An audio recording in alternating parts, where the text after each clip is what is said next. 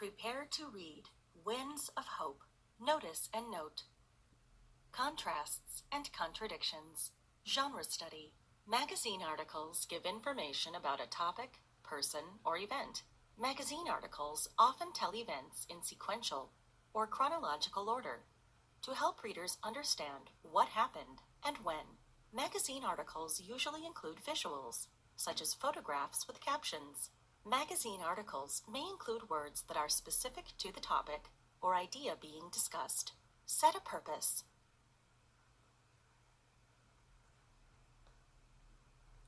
Critical vocabulary. Irrigate, inspector, photographed, prestigious, auditorium, impoverished. Build background. Alternative power. A solar panel provides electricity to a home in Africa's Sahara Desert. In many places, you can enter a dark room, flip a switch, and have light. But in remote areas or places hit by disasters, the systems for delivering electricity might be unreliable or non-existent. Many experts believe that local alternative power sources, such as solar and wind power, are the answer. These alternative power sources would allow some communities to have reliable electricity for the first time.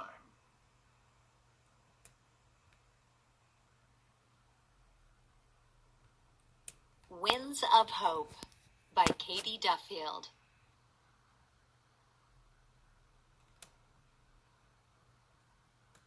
Parched red dust swirled on the wind as William Kamkwamba stooped between rows of chimanga, or maize, near his family's mud brick thatched home in Malawi, Africa. As the searing sun scorched his back, the 14-year-old wrapped his hand around a withered stalk. Instead of being plump and green, the maize was dry and brittle. It had grown barely knee-high. The maize should have been up to his father's chest by that time, but the rains had not come to nourish it. The drought of 2001 dragged on and on. For many months, William's family had only enough maize for one meal each day, and then for just a small handful at night, and finally for only 4 mouthfuls. As they grew thinner and thinner, William feared they all would die of starvation.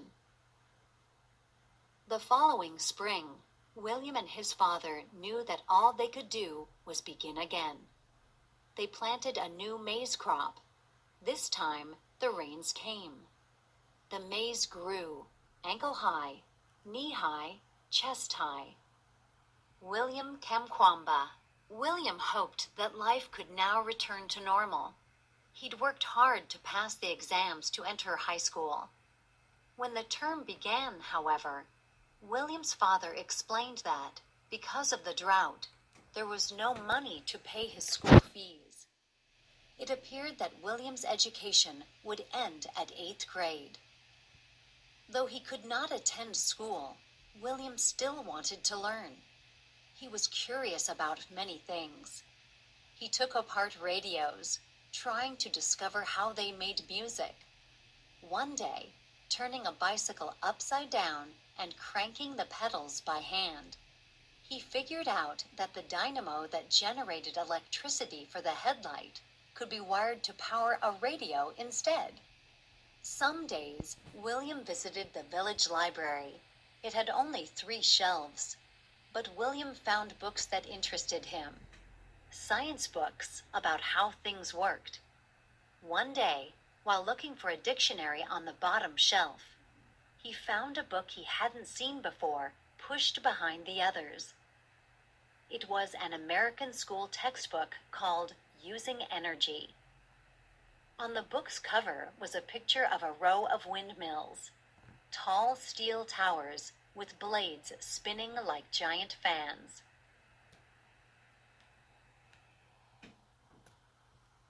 From this book, William learned that wind, something of which Malawi had plenty, could produce electricity. William was delighted. only 2% of the houses in Malawi have electricity. If William could build a windmill, his family could have lights in their home, and a windmill could be used to pump water to irrigate the family's maize fields. If another drought came, the windmill could provide the water for life. William could picture in his mind the windmill he wanted to build, but collecting the parts and tools he needed would take months. In a junkyard across from the high school, William dug through piles of twisted metal, rusted cars, and worn-out tractors, searching for anything that might help him construct his machine. He took a ring of ball bearings from an old peanut grinder and the cooling fan from a tractor engine. Cracking open a shock absorber, he removed the steel piston inside. He made 4-foot-long blades from plastic pipe, which he melted over a fire, flattened out, and stiffened with bamboo poles.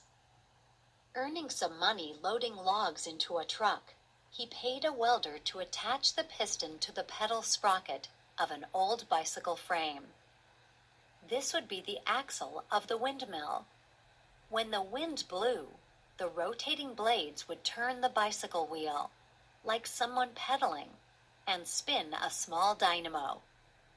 Although he had no money for a dynamo, a friend came to the rescue and bought one from a man in the road, right off his bike.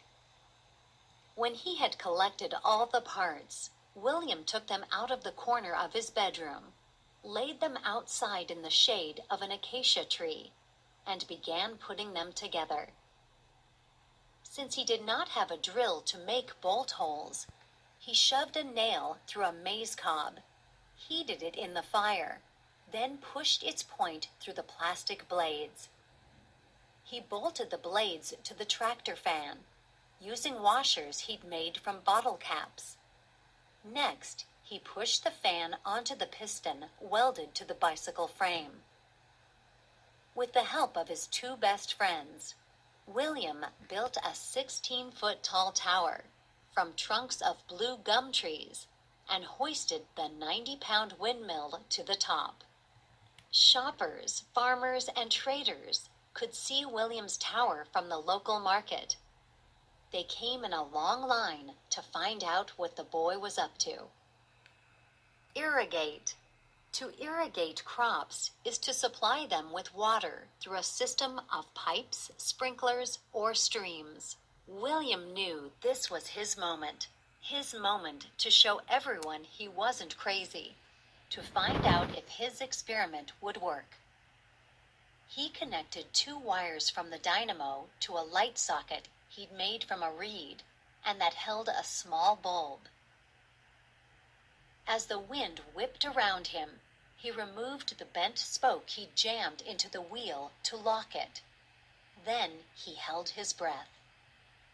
The blades began to turn, slowly at first, then faster and faster. The light bulb flickered, then flashed to life. The crowd cheered from below. A month later, William found enough wire to reach from the windmill into his house. His family crowded around to marvel as the small bulb lit up in William's room. Reading Explaining Physics by its light, he stayed up long after others had gone to bed. William's cousin climbs one of the windmills on the Kamkwamba farm. William's parents stand outside their home.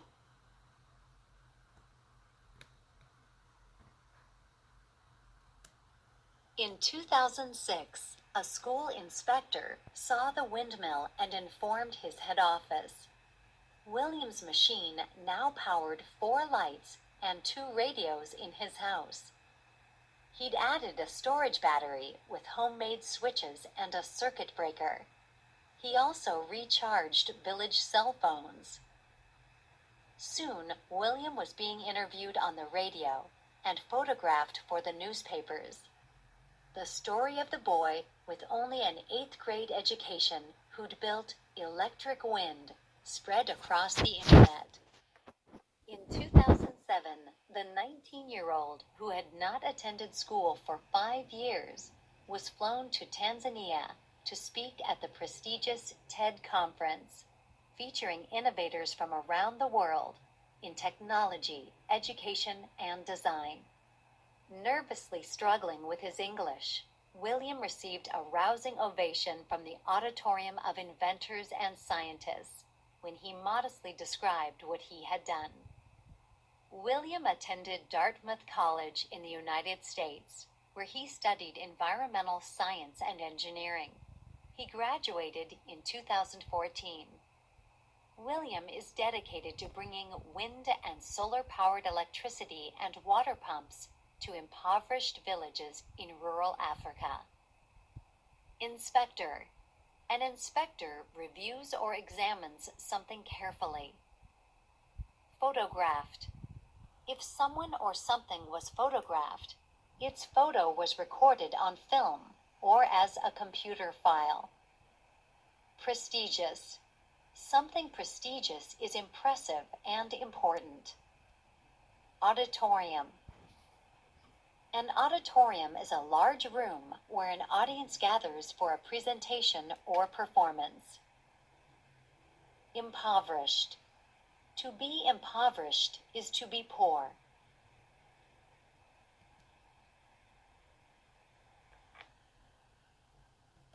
Collaborative discussion.